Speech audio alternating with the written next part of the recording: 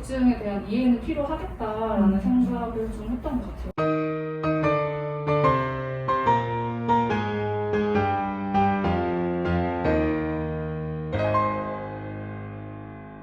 그리고 책상에 초콜릿 올려놨어요. 이거는 후배가 해줬던 말인데 되게 기운이 나더라고요.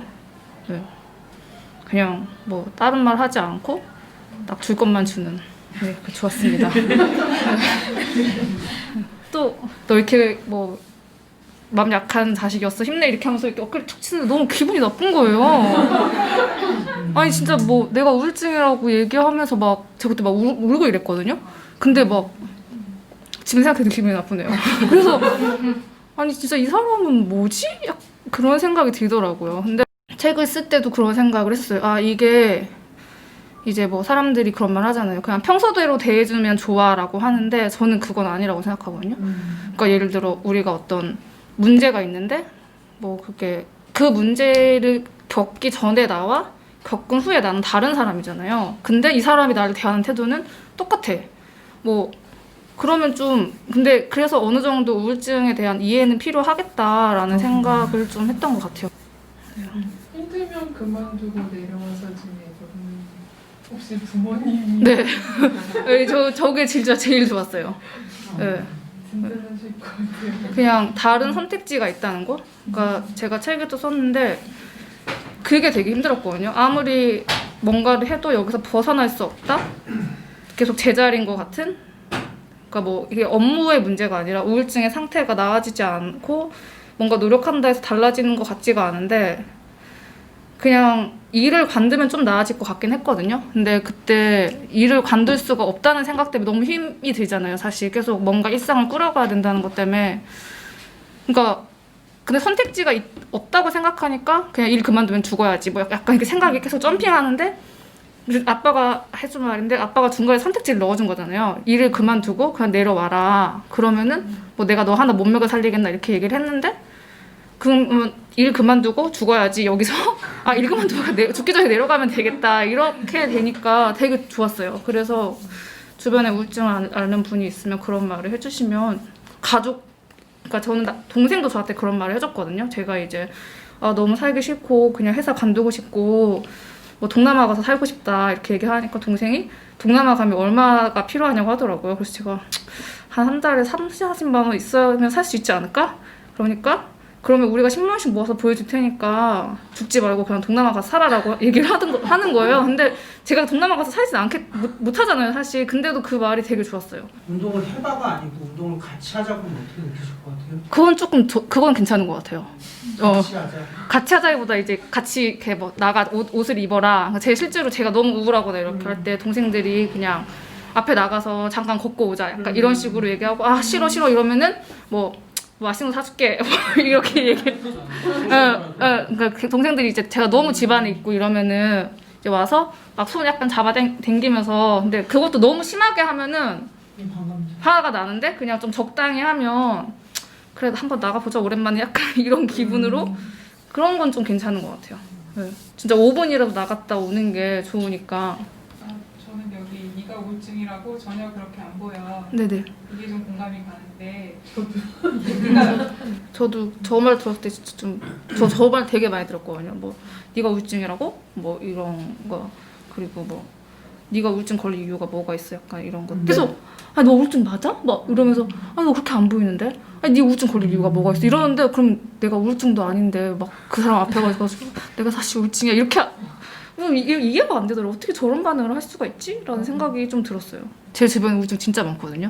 근데 이게 제가 얘기를 하니까 이제 막 갑자기 나도 예전에 병원 다녔었어 뭐 이런 생각하고 나 지금 병원 다녀 이런 친구들이 많이 생겨가지고 이제 많은데 근데 진짜 딱 봤을 때 우리가 생각하는 와 진짜 저 사람 우울하다 약간 우울증 환자같이 생겼다 사람들 막 이런 말 되게 잘하잖아요. 근데 그런 사람 진짜 없어요. 그 제 책 읽어보시면 아시겠지만 거기 문이라고 2년 동안 집 밖에 안 나온 애 있잖아요. 걔는 진짜 멀쩡하게 보이거든요. 그냥 그 친구도 기자고 그냥 되게 그냥 보통 사람처럼 보여요. 아니 진짜로 그냥 화장도 다 하고 뭐 잘 씻고 그렇게 하는데 이제 그러면 자기 걔가 아, 진짜 어디 가서 나 2년 동안 집 밖에 안 나갔다고 하면 사람들이 진짜 깜짝 놀란다고. 그래서 그러겠지. 그 우리가 생각하는 히키코모리의 상이 있잖아요. 근데 딱히 그렇지 않으니까. 그리고 또 책에 나오는 최원영 간호사 같은 경우는 막 유튜브도 하고 막 엄청 언론 인터뷰도 진짜 많이 하고 이런 친구인데도 계속 힘들어하는 그런 게 있어서 딱 전형적으로 막 우울증의 스테레오타입 이런 거는 정말 없는 것 같아요. 네. 저는 엄마한테 되게 늦게 말했어요. 비밀로 하고 저희 엄마가 되게 걱정이 엄청 많고 되게 눈물도 많아가지고 그래서 이제 동생들이랑 아빠한테는 빨리 얘기를 했는데 엄마한테 얘기를 못 하겠는 거예요. 그래서 선아 선생님한테 비슷하게 얘기를 했거든요.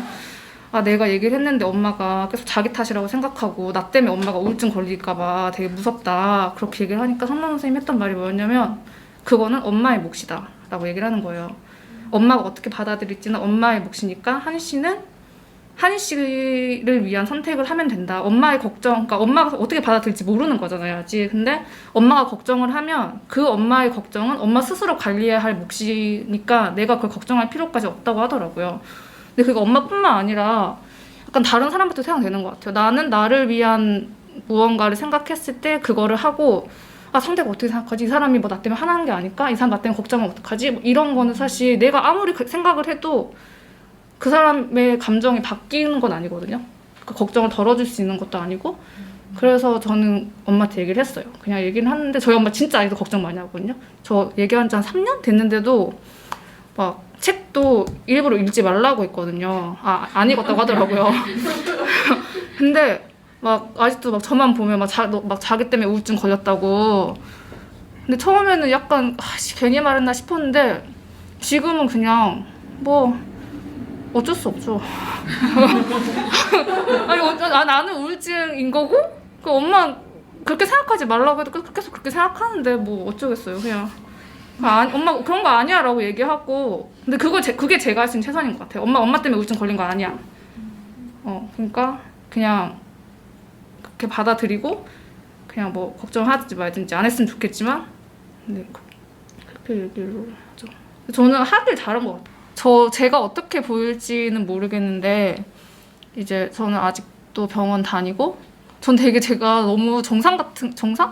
아무튼 우울증이 다 나은 것 같은 거예요. 다 나은 것 같아가지고 선생님한테 이제 갈 때마다 제가 그냥 저는 이제 우울증이 아닌 것 같다. 다 나은 것 같다. 이렇게 얘기하면 선생님이 약간 웃으면서 뭐 그 한희 씨는 뭐 일상생활 잘 하시고 하는데 이렇게 약간 충격이 있으면 혼자서 그걸 못 한다는 거예요. 그래서 내가 무슨 말씀을 그러니까 이제 속으로 뭐라는 거야 약간 이런 느낌으로 듣고 있다가 그냥 근데 그러다가 진짜로 일상에서 만약에 무슨 일이 조그만 게 생기잖아요. 근데 그게 내가 만약에 예상하지 못했던 일이다 그러면은 너무 심하게 흔들리는 거예요. 막 계속 그 생각에 약간 사로잡혀가지고 막 어떻게 해야 될지 모르는 거예요. 막 계속 이제 예를 들어 제 기사를 썼는데 갑자기 뭐 항의 전화가 왔다. 항의 전화 올 수 있거든요. 근데 항의 전화가 왔는데 그래서 잘 처리를 했어요. 잘 처리를 했는데 또 연락이 올까 봐 너무 무서운 거예요. 그래서 핸드폰에 막 계속 이제 막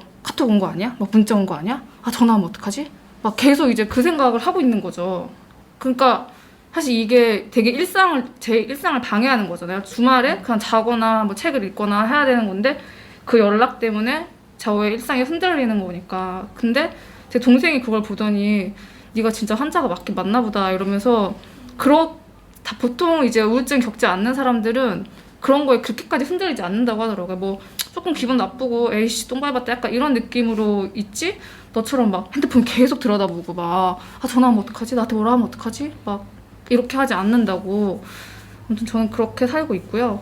그리고 또 되게 이렇게 책을 쓰면서는 제일 힘들었던 게 뭐였냐면 이제 우울증을 겪고 계신 분이나 주변에 우울증 있는 친구들을 보면 이렇게 모르겠어요.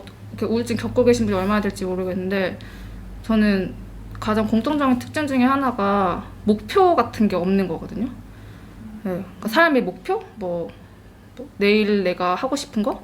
뭐 10년 뒤에 내가 뭐가 되고 싶은 거 이런 게 저는 사실 지금도 전혀 없거든요. 이런 말 해도 되나? 좀 안 좋은 말인데요. 그래서 책을 이제 계약을 했잖아요. 그 책을 써야 되는데 뭐 어떤 사람은 책을 내고 싶고 책이 잘 팔리고 싶고 뭐 작가가 되고 싶고 이렇게 목표가 있는 사람들을 열심히 쓸 것 같아요. 근데 저는 그런 마음이 정말 없고 막 계속 후회만 되는 거예요. 내가 그때 돈 받아가지고 계약금 막 너무 그러니까 그게 없으니까 책 쓸 때 제일 힘든 게 그거였어요. 내가 이 책을 완성하고 싶은 마음이 없고 이 책을 통해서 내가 얻고자 하는 게 없으니까 동기부여가 전혀 안 되니까 계속 엄청 이게 부담인 거예요. 책을 쓰는 게.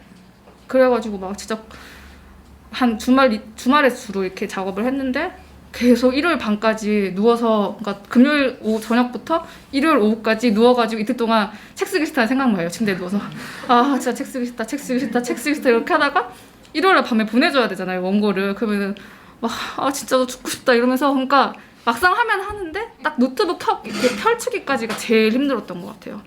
그래서 아무튼 그게 되게 힘들었었고 그래서 저는 어떻게 일상을 약간 유지하냐면 책임감을 가지는 일을 억지로 약간 부여해요. 예를 들어 이거 같은 경우 있잖아요. 오늘 여기 제가 안 오면 안 되잖아요. 근데 제가 만약에 이렇게 뭔가 이렇게 신청을 한 거면 사실 내가 안 가도 상관없잖아요. 근데 내가 뭔가를 내 책임이 있는 자리에 제가 안 오면 안 되니까 그런 걸 좀 많이 만들려고 하거든요. 그러니까 친구들이랑 같이 책 모임을 하는데 내가 일부러 발제를 맡는다거나 뭐 그런 식으로 하고요. 그래 이제 왜냐하면 그거를 해야 집 밖에 나가니까 그렇게 해서 좀 그걸 스스로 아니까 그런 걸 좀 그런 걸 좀 일상에 끼워 넣어가지고 일상을 유지하고 있고요. 제가 지금 발목을 다쳤거든요. 근데 사실 발목만 다쳐도 일상생활에 지장이 엄청 크잖아요. 근데 우울증은 당연히 직장에서 힘들고 근데 뭐 일은 계속 해야 되는 거니까 하는 거고 회사마다 분위기는 다른 것 같은데 그러니까 제가 개인적인 얘기를 드리면 저는 뭐 하고 싶다 이런 느낌은 없었고 하고 싶다 이런 건 아니고 해야 한다라는 생각은 좀 했었던 것 같아요. 왜냐하면 분명히 나 말고도 우울증 사람 회사에 있을 텐데 뭔가 어쨌든 내가 만약에 회사에 얘기를 할 거면 좀 도움이 되는 방향이고 싶었거든요.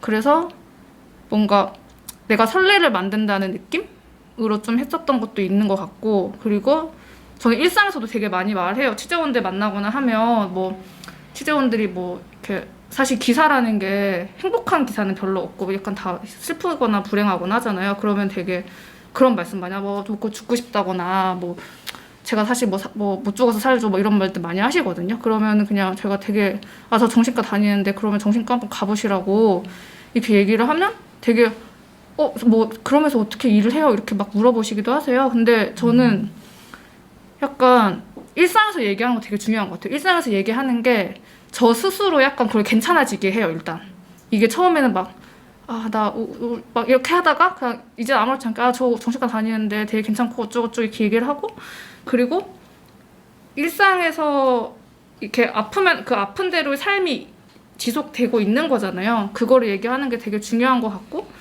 그리고 만약에 내 취재원들이 내가 우울증 걸 알게 됐을 때 기자로서의 나의 능력을 이렇게 뭐 신뢰하지 않는 거 아닐까라는 걱정 때문에 더 힘들었는데 그 걱정은 점점 옅어지더라고요. 그냥 저도 내가 우울증 걸렸는데 계속 사람들 만나서 취재하고 기사 쓰고 할 수 있을까라고 했는데 이게 남이 예를 들어 괜찮아 할 수 있어 이렇게 하는 거는 사실 전 잘 안 믿거든요.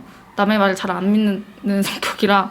근데 제가 겪은 건 제가 알잖아요. 내 경험이 있으니까. 근데 그런 시간들이 쌓여가면 뭐 우울증 걸려도 직장 다닐 수 있구나, 뭐 우울증 걸려도 기자일 할 수 있구나 이런 것들을 스스로 좀 알아갔던 것 같아요. 제가 책에 썼듯이 우울증 되게 심할 때 SNS를 진짜 다 없애버리거나 친구를 확 줄이거나 했거든요. 근데 이게 내가 안 보고 싶어도 그러니까 예를 들어 뭘 보잖아요.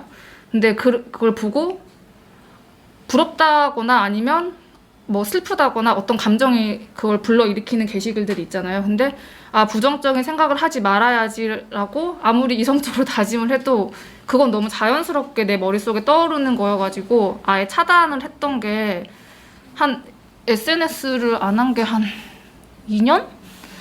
2년 정도는 진짜 아예 안 했거든요. 예, 저 인스타도 원래 없다가 이 책 때문에 이거 홍보해야 된다고 해가지고 하는데, 예. 근데 그게 개인적으로 도움이 되게 많이 됐던 것 같아요.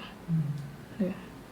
그리고 또 이제 기록하는 게, 그러니까 관리할 때 기록하는 게 되게 좋았던 게, 그 페이스북에 제가 페이스북 친구는 다 없애버렸는데 가끔 너무 우울할 때 일기장이 없으니까 이제 페이스북에다가 비밀글로 뭐 너무 죽고 싶고 너무 우울하고 어쩌고저쩌고 막 이렇게 써놓은 게 있는데, 페이스북에 가끔 뭐 3년 전 오늘 뜨잖아요. 그 3년 전 오늘에 막 내가 죽고 싶어 했던 거예요. 근데 그걸 보니까 생각보다 좀 많이 나아졌네? 라는 게 느껴지더라고요. 그러니까 우울증이라는 게 이렇게 낫지 않는다고. 저도 되게 힘들었던 게, 아니 이렇게 상담받느라 돈도 쓰고 약도 먹고 막 저 회사도 휴직도 했거든요. 그 하고 했는데 안 낫는 것 같은 거예요. 근데 이제 상담 선생님이 했던 말이 이렇게 낫지 않는다. 그러니까 이렇게 나아진다라고 하더라고요. 그러니까 이렇게 나아지면 오늘이 어제보다는 안 좋을 수 있어요. 일주일 전보다 안 좋을 수 있고, 근데 1년, 2년 전보다는 조금씩 나아지는 거잖아요. 그래서 그 말을 들으니까 되게 마음이 편해졌었어요.